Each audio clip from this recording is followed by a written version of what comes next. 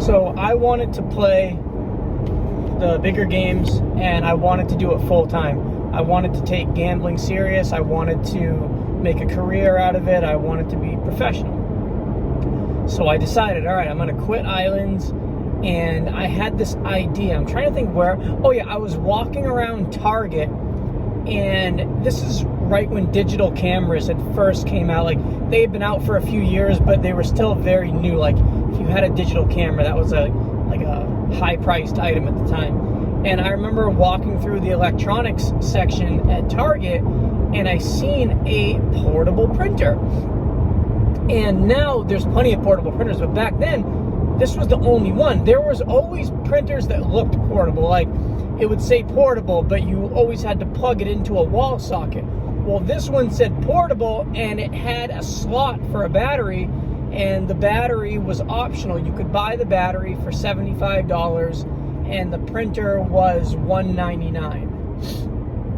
And I had this bright idea. I was like, wait a minute, I can just take, and it was a photo printer, not like a full-size 8x11. It was a 4x6. It was called the HP PhotoSmart. It was like the PhotoSmart 300, I think, or PhotoSmart 310. It's like the very first one. It had the little tiny LCD screen. It did not pop up. Nowadays they pop up. This one didn't pop up. So I saw this HP PhotoSmart printer. It had a battery, and I had this bright idea. I'm like, okay, I've already got a digital camera, so I can take a picture and then take my memory card that's in my SD card that's in my camera, which was a Kodak PhotoSmart camera, or PicBridge, whatever. So I could take my memory card out of my camera, put my memory card into this printer, press print, and it would print out decent, high quality photos. And so I had this bright idea. I was like, okay, I live in Orange County, which is, everybody's down there taking pictures at the beach. I said, all right, I'm going to go down there and I'm going to do photos of families, couples, and kids. And there was a Big Lots right next to where I lived in Orange County. And there was a photo frame section. And the photo frames were always $1. Some of them were $1.50, some of them were a little bit more, but for the most part, the 4x6 frames were $1 to $1.50. Oh, and then the 99-cent store, all the 4x6 photo frames were $1. So I knew, okay, I can get those frames. The pictures are going to fit right in them. I can go down, charge people whatever, you know what I mean? It's gonna the cost is going to be my ink, which was my highest cost at the time. So ink and frames. So I think an ink cartridge at that time, now you can get them a lot cheaper, but at the time, an ink cartridge, hold on guys. At the time, an ink cartridge was $40, $30. Depending on where I went. So $40 at one place was like 35. We'll just say average about 35 bucks. Actually, it might have been a little bit more than that. I don't remember. But so the cartridge, 40 bucks, and then for each picture is $1 for the frame, and then the paper, which if you were smart and you bought the paper at like if you bought the big sheets of paper and then cut it into 4x6, you would get more pieces of paper, and that's what I did. So yeah, my cost was about $1, maybe about $1.30 per photo, approximately, maybe $1.20. And so that's what I did. I had a T-shirt made up, and the T-shirt said, "Ask me about instant frame digital photos." And I made an email address called Mobile Easy Pics, and I called myself Mobile Easy Pics Custom Photos. And that's what I did. I didn't have a car. I went down to Laguna, and I would just walk the beach. I'd take off my shoes. I'd put my shoes in my backpack, and I'd walk up and down the beach, and I would just solicit people. And I'd say, hey, do you want to get a family picture together? my name is Timothy, and I take the picture, I develop, and I frame them right here on the sand. It's all instant. And I would have a sample photo, and I'd show them. I'd say, this is what it looks like. And the dollar store had these really nice curved glass frames. They were so nice, man. And they were only $1. And I just remember being like, man, this is a really decent, I'm selling a very decent quality product for not a lot. I think when I first started off, I think I was charging 1 for 10, 2 for 15. If I could do it all over again, I would have jacked up the price a lot more. Or maybe I would have even gone lower. I don't know. But because people always gave me tips. I noticed like it was the more friendlier I became with the people, the better of the tip I got. And so that's the way I decided I was going to fund my gambling. So I wouldn't have to go to the restaurant. I could hang out at the beach all day. I'd bring my basketball. I'd play basketball at the beach. After I got done playing basketball, I'd go to the store. I'd get 40-ounce beers. I'd go to the public restroom. I'd sit in the stall and I'd pound my beers. After I got done with that beer, it wasn't quite enough, so I'd go back to the liquor store. I'd get another 40. I'd go lock myself in the bathroom. I'd pound that 40, and then I was ready to go rock and roll and make some money. And that's what I did. I'd walk up and down the beach. Hey, how you doing? Hey, would you like to get a family photo? This is a sample. I do custom photos right here, develop and frame it on the beach. And it worked. It really did. Some days were better than others. And if you're familiar with Orange County, the way the beaches work in Orange County is when you first get, well, I lived in Laguna, so I would start in Laguna. So I'd start at Laguna Beach, and then you have the number 1 bus, which runs across Pacific Coast Highway, and it will just go from beach to beach to beach all the way until Los Angeles. I never went to Los Angeles. I would just kind of stay in Orange County. So it would start at Laguna, and then it would go to Newport Beach. What was it, Newport? Laguna.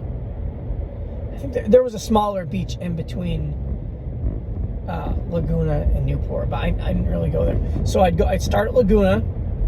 Sometimes I'd start in San Clemente because there was, yeah. So I would do that. Yeah, no, it wasn't San Clemente.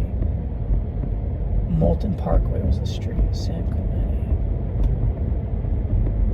Yeah, so I would start at San Clemente State Beach sometimes, depending on where it was. And there was a Ralph's right there, so I'd get beer. So I'd start at San Clemente, and San Clemente wasn't as busy as some of the other beaches, but still a decent amount of people. And it was really just about who you ran into. And so I'd start there. I'd go to Laguna, and when I first started, I thought, okay, Laguna's a great beach because everybody here is rich. Everybody's got money. But I came to find out it was actually the worst place. I noticed that the richer the people got, the less chances I had of even people talking to me. For one, they wouldn't want a picture. For two, they would, before I could even tell them a price or anything, they were already saying no. So I would go from San Clemente to Laguna, and then from Laguna, I would go to Newport, and then from Newport, I'd go to Huntington, and then I'd go from Huntington back to Newport, you know what I mean, and just work my way on the bus. But Newport was by far the best place to ever do photos, and the reason why is because Laguna, you got all the white people. The white people, I hate to say it, like, and I'm not racist, and I'm not like, I'm white myself, but they're just not approachable people to ask. I don't know why. But in Newport is it's like Santa Ana, and so it's pretty much all Mexicans, mostly Mexicans, some whites and some blacks, but primarily Mexican. But what I found out was actually African American blacks were always my best customers. So if I went up to a white person, most likely they would just say no before I could even tell them what I'm doing. But for every black person that I asked, all right, for one, they would always listen to me. Always. They'd always hear what I had to say. And most of them were always interested. A lot of them wouldn't have money. They'd be like, hey, if I get paid, are you going to be back next week? I'll do it next week. A lot of times with the black people, it was like a money issue. Like, I don't have money right now, but if I had money, I would buy one from you. But if they had money, it was almost like a guarantee. Like, the black people would always buy one. And so when that happened, I'm just like, geez, I need to go where the black people are. Where are the blacks? Because these are my customers. These are my people. And I could never find a beach with all black people. Yeah, they were the best customers, very friendly, and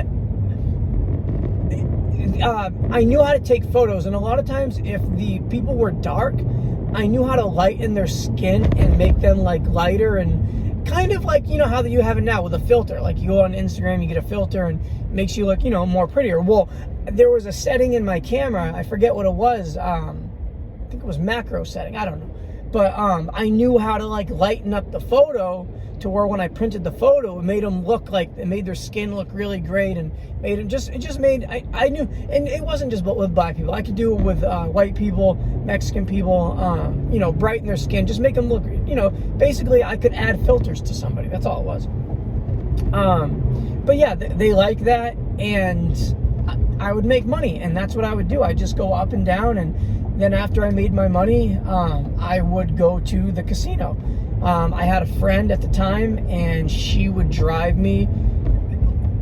So, where would I go? Okay, so I started playing at, where am I getting out here? So this is after my blackjack days, okay? I came to a point where I decided, all right, I'm not gonna play blackjack. Blackjack, I cannot win. I've lost too much money. I've been losing for 2 years straight. Haven't made a dime, but I couldn't stop gambling. I had the bug, so like I knew that it got to the point where if I went to play blackjack, I was just prepared to give them my money because I knew I couldn't win. What me and Ernie did is we went and we got some fake chips. Just went to Rite Aid and got some fake poker chips and a couple packs of playing cards. And what I would do is I would practice, and I would I would have the dealer and I would have me, and I would place my bets, and I would try to figure out a strategy to beat the dealer in blackjack. Like, all right, I would do this, I wouldn't hit on this, I'd stay on this, I'd double down here, you know what I mean? Just trying unorthodox ways to beat the dealer.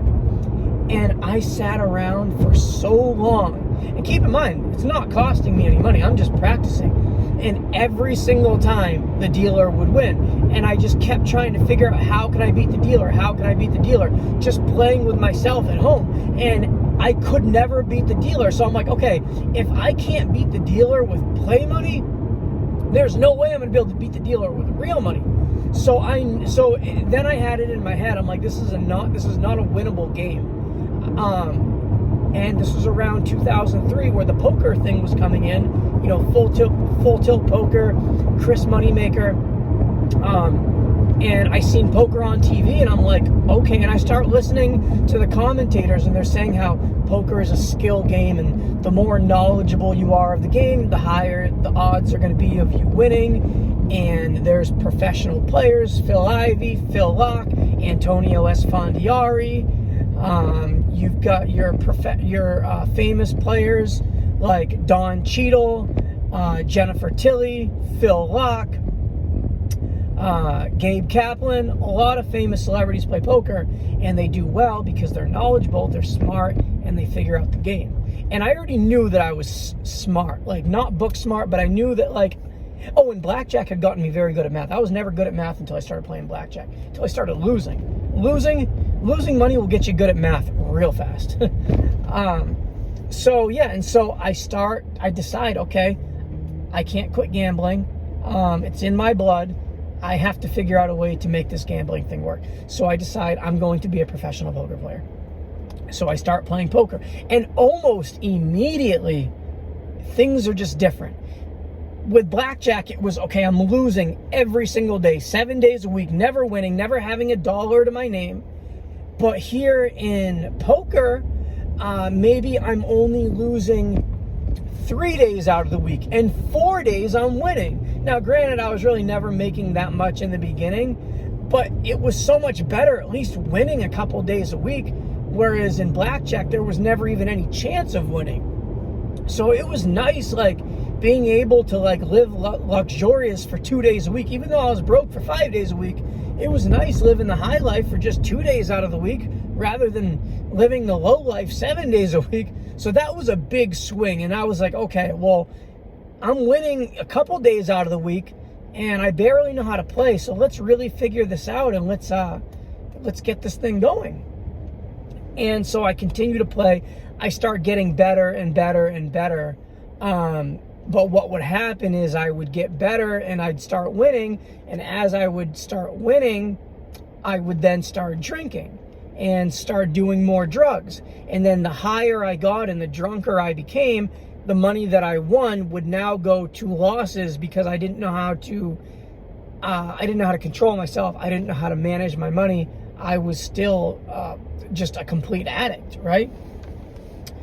So time goes on, and I'm doing my photos. I'm using that as my money to get to the poker table. And eventually what happens is I need the money fast. So if I'm out all day doing photos, I mean, sometimes it takes me 3 hours to get one person to say yes, right? So I'm like, man, I gotta figure out like a way to just, to make some money. And so I decide, I'm like, okay, I'm just gonna start. If somebody says no, they don't want to buy a photo, I'm just gonna ask them straight up if they can just help me out with a few bucks. We're gonna turn this into like some panhandling stuff because I need the money. Like, I was willing to do whatever it was gonna take to get the money. So, hey, excuse me, sir. My name's Timothy. I do photos of families, couples, and kids on the beach. Would you like to get a family photo? Nope. Don't want it. Don't want what you're selling. All right, excuse me, sir. I'm just having a rough day. Like, yeah, I do my photos, but is there any way you can help me out with a few bucks? Yeah, I got $5. Here you go. And I'm just like, okay, I just got $5, and I didn't even need to waste any ink. I didn't need to give him any of my pictures. So that's a win. So that became the new thing. I'm like, okay. Now, guys, keep in mind, I didn't like going up and asking random strangers if they wanted to buy a picture. I sure as heck didn't like asking them if they could help me out with a few bucks, okay? It felt very uncomfortable. But if I got drunk enough, and if I drank enough beer, and this is when I started taking Klonopins. If I took enough Klonopins, then I was able to ask people if they could help me. Hold on, guys. All right. Yeah. So the girl who's driving me around. I'll get into that another time. But she has a prescription for Klonopins, and she doesn't take them. She doesn't like the way they make her feel, and I love the way they make me feel. And so every month she goes to her doctors, and they give her a 3-month supply, and she just goes and fills them every month, and she gives them to me. And that's the way that works for a while. So now I got these Klonopins that are fueling my it becomes more panhandling than it does selling photos. And it's sad to say that, guys, but I started making more in panhandling than the photos ever could make me, and it was a lot less work, and I didn't really have to sell anything. And so that's the way that worked. So I'm getting more deeper into poker. I got players cards for every casino in San Diego. I got points racked up. I mean, like, I'm taking poker very seriously. Sometimes I just sleep in the parking lot. I'd get so tired and so drunk that I'd just crash in the passenger seat. I'd wake up 5 hours later and just go right back in. Or I'd lose all my money, and then I'd go from gas station to gas station, going up to gas pumps, asking people if they can help me out with a few bucks. If you went to the Ocean's 11 casino in Oceanside, they just changed it, but for years, for like 20 years, it was $20 buy-in. So all I had to come up with was $20 to sit down at the table, and it was very easy to come up with $20. You sit down, you buy in for 20, no limit Texas Hold'em. They give you 20 $1 chips. The blinds are 1-1, so you can kind of pick your spots where you wanna make your move. And I can't tell you how many times I bought in for $20 and made it work and ended up making a lot of money. But I'm gonna stop here and I'm gonna move into part 3 of my gambling. Because, dude, my gambling was so extensive.